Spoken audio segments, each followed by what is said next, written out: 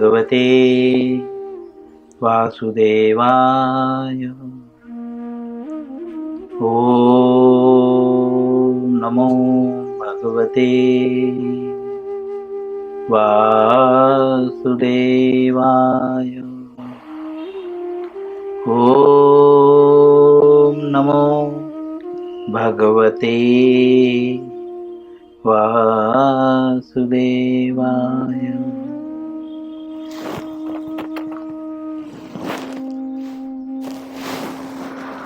श्री कृष्ण लीलामृत पुस्तक का नाम है। अध्याय 37। अध्याय का नाम है श्री असुर केसी एवं व्योमासुर का उद्धार। दूसरा paragraph, page number 276। Srila Prabhupada ji लिखते हैं, जैसा कि हम पढ़ रहे थे, नारद मुनि जो है भगवान से प्रार्थना करते हैं और प्रार्थना करके वे चले जाते हैं। श्रील प्रभुपाद जी लिखते हैं, असुर केसी का उद्धार करने के पश्चात श्री कृष्ण अपने सखाओं के साथ वन में गाय चराने के लिए इस प्रकार चले गए जैसे कोई नूतन घटना ही घटी ना हो। केसी का वध कैसे हुआ? भगवान ने उसे पटक दिया और सीधा हाथ डाल दिया था उसके मुंह में, बहुत आसानी से मार दिया। उसके बाद नारद मुनि का आगमन हुआ और हमने नारद मुनि ने जो है भगवान को सारी वार्तालाप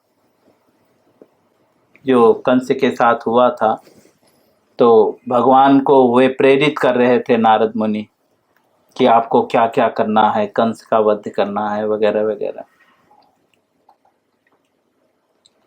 यह इसके पश्चात जो है भगवान वन में गाय चराने के लिए इस प्रकार से चले गए।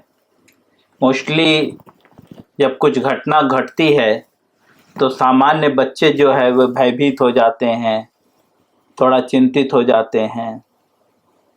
लेकिन यहाँ पे क्योंकि भगवान जो है कोई सामान्य बालक न थे और गोप बाल भी जो है कोई सामान्य बालक न थे, इसीलिए यहाँ पे ऐसा प्रतीत हो रहा है कि भगवान को किसी भी चीज़ का फर्क नहीं पड़ा, मानो कोई घटना ही न घटी हो। इस प्रकार से जो है भगवान आगे बढ़ गए। श्री कृष्ण अपने सखाओं, ग्वाल बालों एवं गोपियों के साथ आश्वस्त रूप से दिव्य गतिविधियों में रत रहते हैं, परंतु कभी कभी विभिन्न प्रकार के असुरों के वध के द्वारा वे श्री भगवान की असाधारण शक्ति का प्रदर्शन करते हैं। प्रभुपाद जी कहते हैं कि भगवान जो है अपने दोस्तों के साथ, सखाओं मतलब मित्र, ग्वालों मतलब जो गाय चराने वाले हैं। भगवान के मित्र कौन है? जो गाय चराने वाले हैं, ठीक है। और एवं गोपियां, गोपियां मतलब जैसे गोपाल ग्वाल बाल, वैसे गोपियां, गोपियां मतलब जो गायों की सेवा करने वाली स्त्रियों को गोपियां कहा जाता है, ठीक है। जो गायों की, जैसे गायों की सेवा करने वाले को गोपाल कहा जाता है ना, वैसे स्त्रियों को गोपियां कहा जाता है, ठीक है। तो गोपियों के साथ जो है भगवान, जो भी उनके साथ गतिविधियां होती थी, माखन चोरी, ठीक है, जो भी लीलाएं होती थी, ये सब जो है सामान्य प्रतीत होता था। लेकिन कभी कभी जो है भगवान असुरों को मारने के चक्कर में जो है अपनी भगवत्ता जो असाधारण शक्ति का प्रदर्शन करना पड़ जाता था। हालांकि ये भगवान की इच्छा नहीं होती थी, लेकिन करना पड़ता था। श्रील प्रभुपाद जी आगे लिखते हैं, उस दिन प्रातः काल से कुछ समय बाद श्री कृष्ण अपने ग्वाल सखाओं के साथ गोवर्धन पर्वत पर क्रीड़ा करने गए। किस दिन? अब जिस दिन जो है भयामासुर का वध होना है। तो जैसा कि हम लोग सामान्य भाषा में सामान्य शब्द प्रयोग करते हैं, उस दिन की बात है हम ये काम किए थे, वैसे ही प्रभुपाद जी कह रहे हैं उस दिन जो आगे बताने वाले हैं घटना को, उस घटना के दिन भगवान जो है प्रातः काल कुछ समय बाद, प्रातः काल से कुछ समय बाद, अर्थात समथिंग, प्रातः काल के बाद का समय कौन होता है? जब दिन निकल जाता है। तो कुछ समय बाद जो है श्री कृष्ण जो है अपने ग्वाल बाल के साथ जो है गोवर्धन पर्वत पर क्रीड़ा मतलब खेलने गए। वे चोर एवं सिपाही का अभिनय करने का खेल खेल रहे थे। गोवर्धन पर्वत पर भगवान क्रीड़ा करने गए थे, तो क्या क्रीड़ा कर रहे थे? बोल रहे हैं चोर और सिपाही का अभिनय कर रहे थे। कुछ बालक सिपाही बन गए, कुछ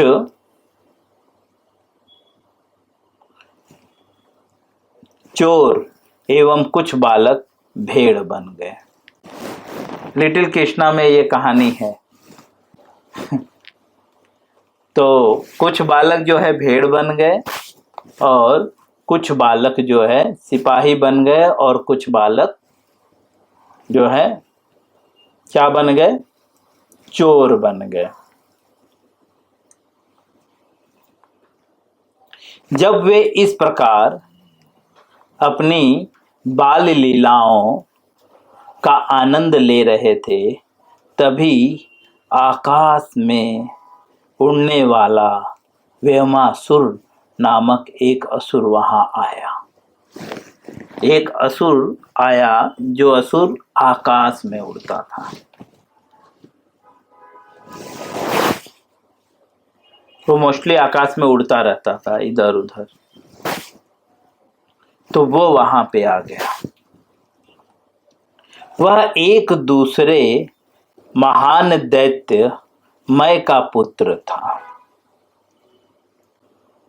यह व्योमासुर कौन था? तो बोलते हैं महान दैत्य मय का पुत्र था। यहाँ पे बहुत जो है विरोधात्मक शब्द का प्रयोग हो रहा है। एक तो प्रभुपाद जी लिख रहे हैं महान, ऊपर से दैत्य।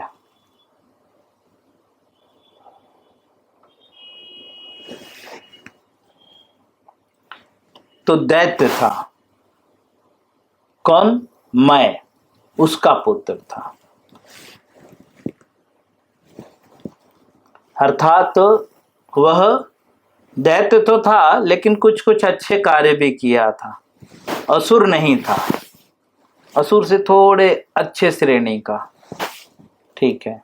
जैसे देवताओं में या मनुष्यों में होता है ना, ध्रुवेदी, त्रिवेदी, चतुर्वेदी।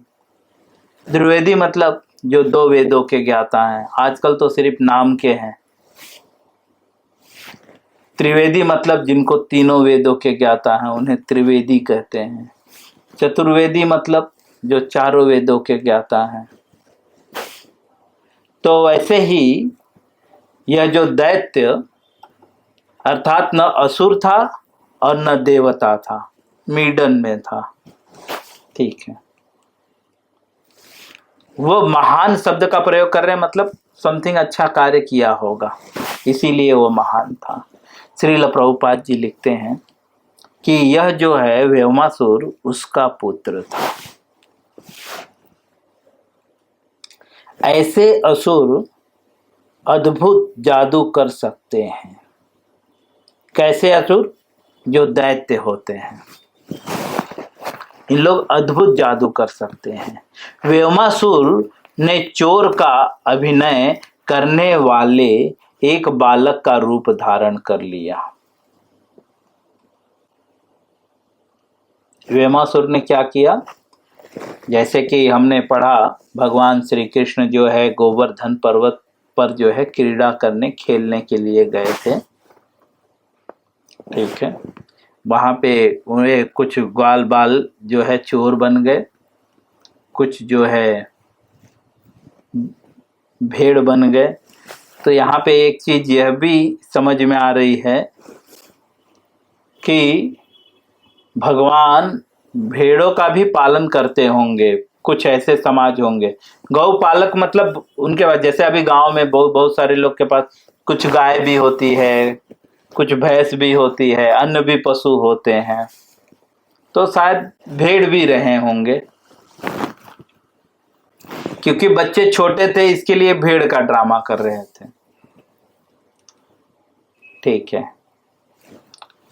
तो क्योंकि वे लोग तो स्वेटर वगैरह भी बनाते थे ना, गांव में स्वेटर वगैरह बनाया जाता है ना, तो भेड़ की तो बाल का स्वेटर बनता है ना। तो क्योंकि वे लोग व्यापारी थे, है ना, वैश्य थे। जो यदुवंशी होते हैं वो वैश्य होते हैं, व्यापार करते हैं। तो नंद महाराज वैश्य थे। ठीक है, इस वजह से कृष्ण भी जो है वैश्य थे। तो और भी लोग जो है जो थे, तो शायद उनमें भेड़ वगैरह भी होते होंगे उनके पशुपालन में। तो यहाँ पे जो भगवान लीला कर रहे हैं वहां पे बच्चे फिलहाल भेड़ बने हुए थे।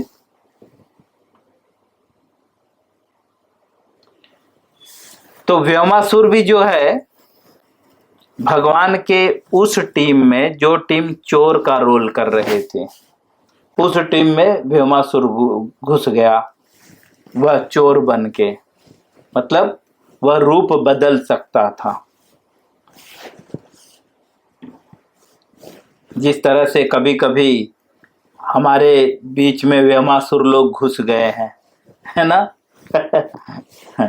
कुछ व्योमासुर हमारे भी बीच में है।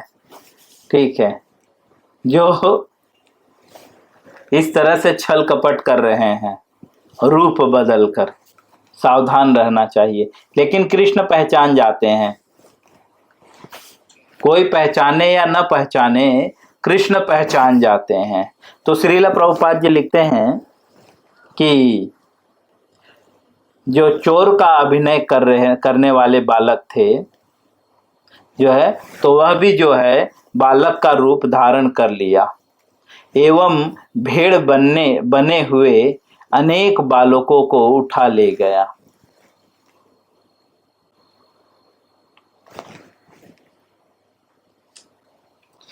एक के पश्चात एक वह लेकर वह लगभग सभी बालकों को उठा ले गया और उन्हें पर्वत की कंदराओं में रखकर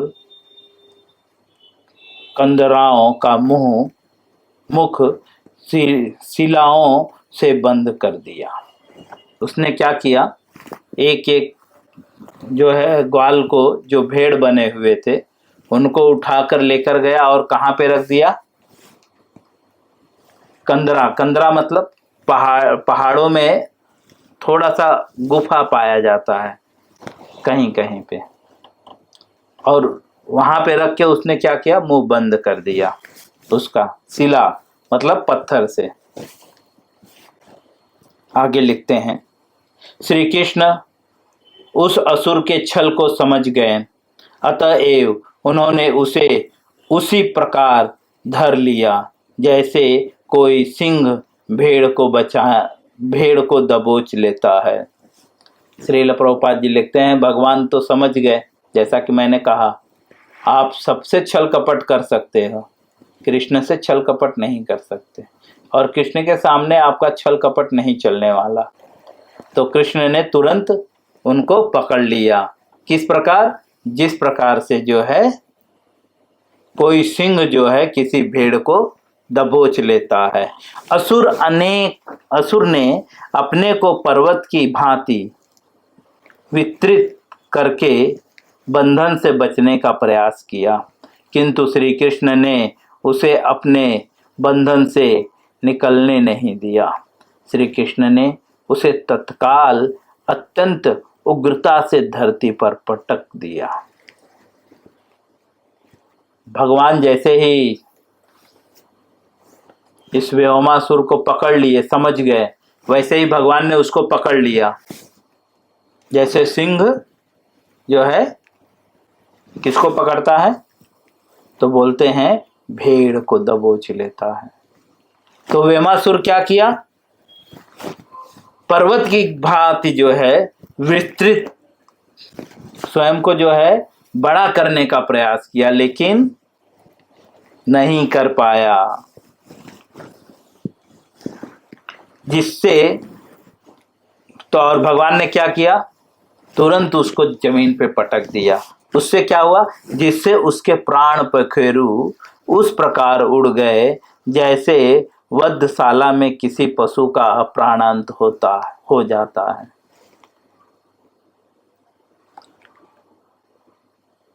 एक क्षण भी नहीं लगा मारने में, हवा हो गए। श्रील प्रभुपाद जी लिखते हैं, व्योमासुर को मारने के पश्चात श्री कृष्ण ने अपने सभी सखाओं को गिरी कंदराओं में से मुक्त किया। गिरी कंदराएं मतलब गिरिराज जी की जो कंदराएं, मतलब गिरिराज जी के यहाँ पे जो गुफाएं थी, उस गुफा में वो छिपाया हुआ था, तो उनको वहां से मुक्त कर दिए भगवान। तत्पश्चात उनके सखाओं एवं देवताओं ने इन आश्चर्यजनक कर्मों के लिए उनकी स्तुति की। तदनंतर वे अपने सखाओं एवं गायों के साथ पुनः वृंदावन लौट आए। यह घटना घटने के बाद भगवान जो है पुनः वृंदावन लौट आए।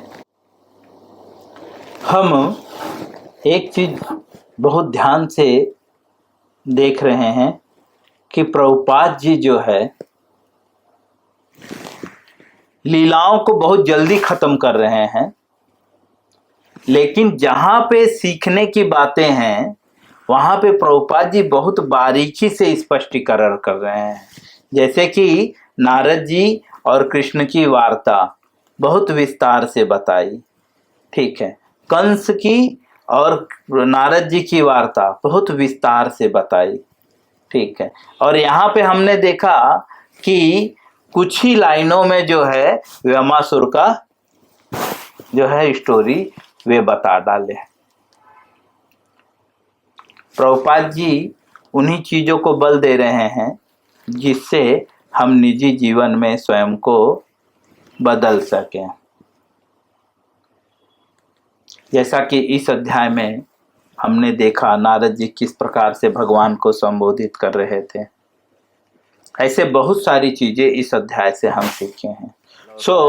इस प्रकार से जो है लीला पुरुषोत्तम भगवान श्री कृष्ण के अंतर्गत असुर केसी एवं व्योमासुर का उद्धार नामक 37वें अध्याय के भक्ति वेदांत तात्पर्य पूर्ण हुआ। चलिए हम यहीं पे विराम देते हैं। हरे कृष्णा।